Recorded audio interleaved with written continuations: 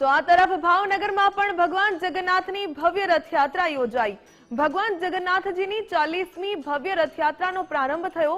રાજકીય નેતાઓ સાધુ સંતોની હાજરીમાં યાત્રા નીકળી। ભગવાન જગન્નાથ, બલભદ્રજી અને સુભદ્રાજી નીકળ્યા નગરચર્યાએ।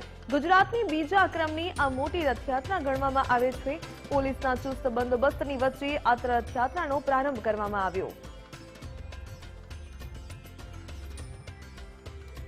ગુજરાતની બીજા નંબરની સૌથી મોટી રથયાત્રા એટલે કે ભાવનગરની રથયાત્રા। અમદાવાદમાં પણ 148મી રથયાત્રાનું આયોજન કરવામાં આવ્યું। તો ભાવનગરમાં પણ ભગવાન જગન્નાથ રથ પર સવાર થઈને નગરચર્યાએ નીકળ્યા। ભગવાન જગન્નાથજીની રથયાત્રા જે 40મી ભવ્ય રથયાત્રા ભાવનગર ખાતે રંગે ચંગે નીકળવામાં આવી। ભગવાન જગન્નાથ ભાઈ બલભદ્ર અને સુભદ્રાજીની સાથે નગરચર્યાએ નીકળ્યા। ગુજરાતની આ બીજા નંબરની મોટી રથયાત્રા ગણવામાં આવે છે। ભાવનગર ખાતે ભગવાન જગન્નાથજીની 40મી જે રથયાત્રા છે તેનો પ્રારંભ થવા જઈ રહ્યો છે। આપણી સાથે કેન્દ્રીય મંત્રી છે નીમુબેન, તેમની સાથે જ સીધો સંવાદ કરીશું। બેન, ભગવાન જગન્નાથજીની 40મી રથયાત્રાનો પ્રારંભ થવા જઈ રહ્યો છે, પ્રસ્થાન થશે, કેવો માહોલ છે, શું કહેશો? ભગવાન જગન્નાથની રથયાત્રાના પાવન પ્રસંગે સમગ્ર દેશવાસીઓને ખૂબ ખૂબ શુભકામનાઓ પાઠવું છું। ભારતીય સંસ્કૃતિની પરંપરા મુજબ આ રથયાત્રા એ આપણી સંસ્કૃતિની ધરોહર છે।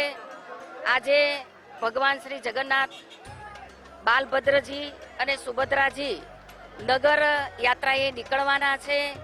લાખો શ્રદ્ધાળુઓ આજે દર્શન કરી એ ધન્યતા અનુભવવાના છે।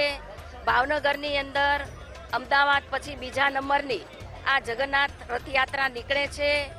અનેક લોકો દર્શનનો લાભ લે છે અને સમગ્ર ભાવનગરમાં એક ઉમંગ અને ઉત્સાહનું વાતાવરણ અહીંયા જોવા મળે છે। જગન્નાથની રથયાત્રા એ રથયાત્રાથી લોકોને સુખ આપે, શાંતિ આપે અને એકતાના દર્શન થાય છે। ત્યારે સમગ્ર દેશવાસીઓને ખૂબ ખૂબ શુભકામનાઓ પાઠવું છું।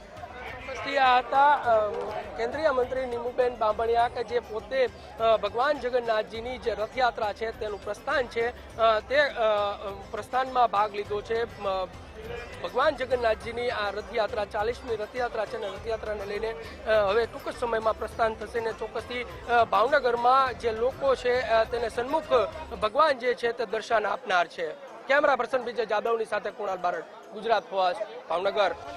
ભાવનગર ખાતે ભગવાન જગન્નાથજીની 40મી રથયાત્રા છે તેનો પ્રારંભ છે તે થવા જઈ રહ્યો છે। સીધા દ્રશ્યો બતાડવાના પ્રયત્નો કરી રહ્યા છીએ। જોઈ શકાય છે કે મોટી સંખ્યામાં જે ભક્તો છે તે ભક્તોને ભગવાન જગન્નાથજી છે તે હવે સન્મુખ કહી શકાય કે દર્શન છે તે દર્શનનો લાભ છે તે આપનાર છે। ચોક્કસથી કહી શકાય કે ભાવનગરના 17 કિલોમીટરના આ રૂટ પર ભગવાન જગન્નાથજી, ભાઈ બળભદ્ર અને બેન સુભદ્રાજી છે તે નગરચર્યાએ જે છે તે નીકળ્યા છે।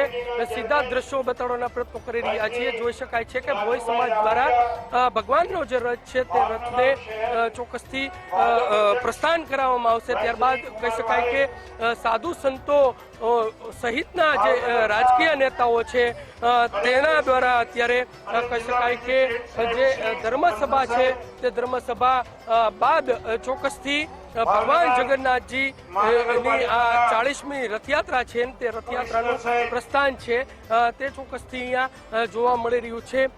જોઈ શકાય છે કે ભગવાન જે છે તે ભગવાનને કલાત્મક રીતના જે પ્રમાણે શણગાર છે તે શણગાર પણ કરવામાં આવ્યો છે। સાથે ભગવાનનો જે રથ છે તે રથને ચોક્કસથી અહીંયા જે છે તે શણગાર જે છે તે પણ કરવામાં આવ્યો છે। સુશોભિત ભગવાન જગન્નાથજીના રથને અહીંયા આગળથી ભગવાનેશ્વર મંદિર ખાતેથી પ્રસ્થાન કરાવવામાં આવશે। ચોક્કસથી ભક્તો જે છે તે ભક્તો સવારથી જ અહીંયા કહી શકાય કે ભગવાન જગન્નાથજીના દર્શનાર્થે પહોંચ્યા છે। લોકો જે છે તે લોકો મોટી સંખ્યામાં અહીંયા આગળ ભગવાનના એક દર્શન માત્ર થઈ જાય તે પ્રકારે મનોકામના કરતા હોય છે અને તેને લઈને ચોક્કસથી ભાવિ ભક્તો છે તે ભાવિ ભક્તો વહેલી સવારથી જ કહી શકાય કે ભગવાન જગન્નાથજીના એક દર્શન માટે અહીંયા આગળ પહોંચ્યા છે।